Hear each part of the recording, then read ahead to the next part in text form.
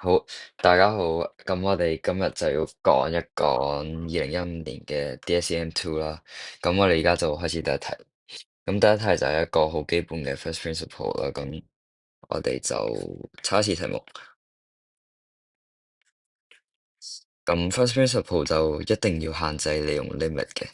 咁我通常就會用 x 啦，因為5公得 x 啦，好容易同 x 搞混亂咗。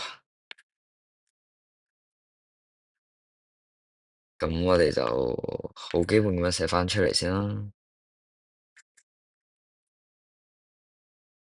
咁我哋可以見到四同四係去約走啦。咁我哋將個 x 加 h 嘅五次方展開佢先。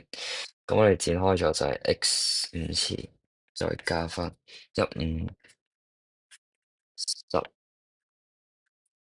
10係咁樣嘅，15日啊嘛。咦，唔夠位嘅，一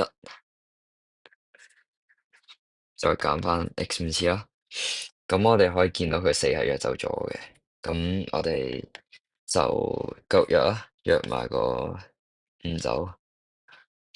咁我哋就剩低 limit h 趨向零，之後就5x 四次，再加翻10x 三次，h 加翻10x 二次，h 二次，再加翻5x 三次，再加翻 h 四次，咁樣啦。